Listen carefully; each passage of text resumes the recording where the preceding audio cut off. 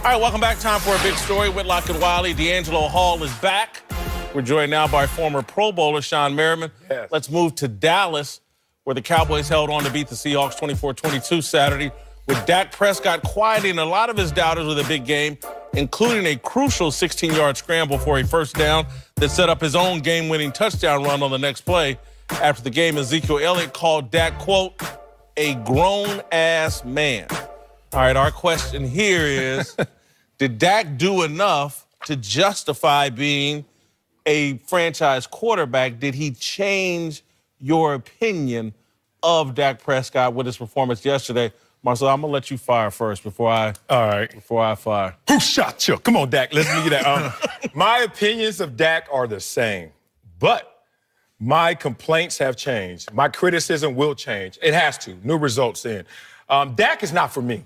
As a franchise quarterback, he's not for me. In this inflated NFL, protecting the quarterback and receivers, I expect more out of Dak. I expect 300-yard game here or there, brother. I expect 4 touchdowns once in your career. Right. And I haven't seen either. So I'm going to let that go. My opinion has been solidified, and he backs it up. But my complaint of he's not a franchise quarterback, I have to change that and alter it because he's best for this situation. With an owner like Jerry Jones, with the personalities on this roster, Dak Prescott is less of a great quarterback than I desire, but he's also less of a failure at the quarterback position in terms of miscues than most quarterbacks. He just basically is so stable.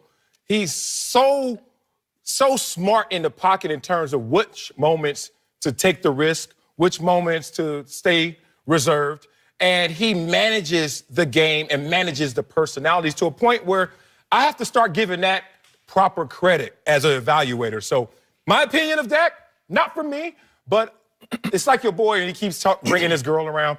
You know that ain't going to work out, but you're getting tired of just telling them. So you know what you do? You just say, let's just enjoy this meal because I already told you what I feel about you.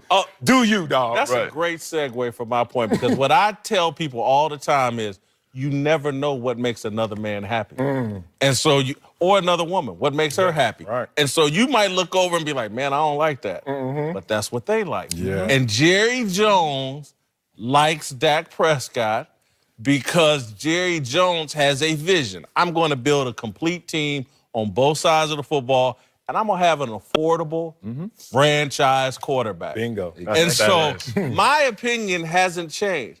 Dak Prescott is the perfect quarterback for Jerry Jones's vision of the Cowboys, and we saw proof of it this weekend. Yeah, no, go ahead. No, I just think that Dak Prescott is an average quarterback, no matter how you look at it. So you say he can have a 300-yard game here and there. That's great, but he can also have a 185-yard game here and there. So you can never really be too mad at him, right? He can go out and say, oh, he had a great game, or he had a terrible game, and he's always going to sit in the middle no matter what. But I'll tell you one thing that he does for this team and how he always carries himself, how his attitude is. He's the most confident average quarterback that I think we've ever seen. All right, compliment. He is. Compliment. No, I mean, see, he's not wrong. Man, I'm being honest. He's the most average quarterback that we've ever seen. Like, he always carries himself like everything's going to be okay. No matter if he plays well or if he plays sloppy, he carries himself like everything's going to be okay. And that's why if I was his teammate, I could play with him.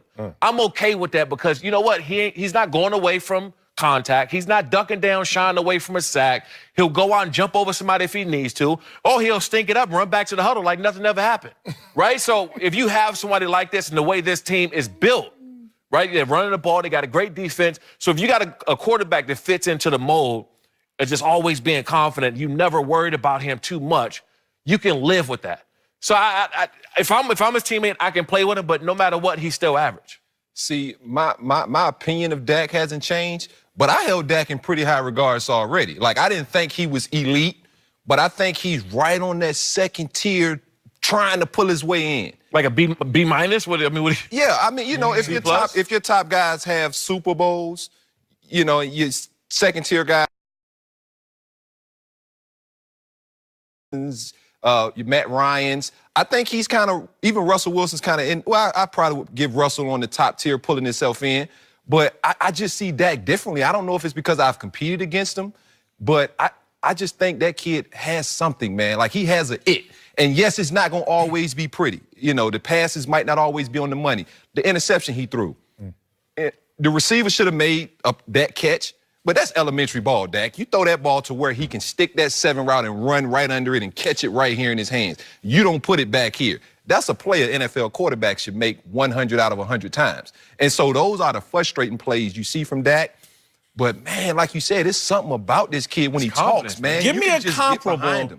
Can he win it all? Can he be? Yes, he can. On this team, yes, he can. Not this team this year, right? But moving forward, them having him at a bargain. Who is the comparable? It's Alex Smith. It's Alex Smith before you paid Alex Smith this $25 million. Hasn't won a Super City Bowl with $17 million. You're right. But he was a bargain deal at $17 million. He won a lot of games. He protected the football, and he gave when he was in Kansas City, he gave Kansas City a chance. Not Alex Smith last year, who tossed it all over the yard because he seen young Mahomes on his heels and he knew he had to play a little different. I'm talking about the Alex Smith who was on those San Francisco teams. Well, that was Alex Smith who had offensive coordinator every year, every other year, so he never got to figure out and have consistency at the position. Dak Prescott, to me, his greatest attribute is that he plays within his skin. Now, that means there are limitations, and we know that Dak, he's doing an amazing job of computing what his limits are and trying his best not to exceed them. He's played 48 games right now by game logs. And like I said, in terms of next-level NFL games, 300-plus yards, we see 5.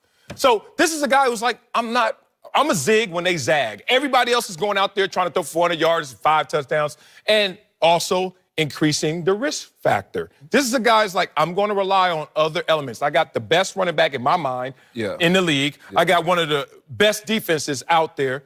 Just play within it. And this is almost Mark Sanchez's first 2 years. Inflated. Inflated. You're talking about me being disrespectful. That's inflated. That's disrespectful. That was worse. I'm going to go back to Mark Sanchez's first 2 years for y'all. I think Dallas had a quarterback like him before years ago. Y'all may be too young to remember Danny White.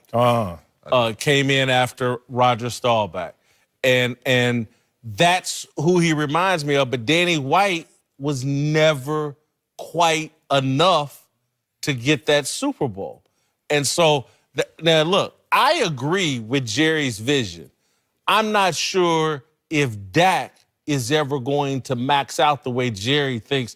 I think Jerry honestly believes, like, man, go study Tom Brady's first 3 or 4 years in New England and see if it wasn't all the pieces around him and great coaching. And then when Tom Brady got to 25, 26, 27 years old, did he take off and become great? I think Jerry thinks that's a possibility with Dak. I don't.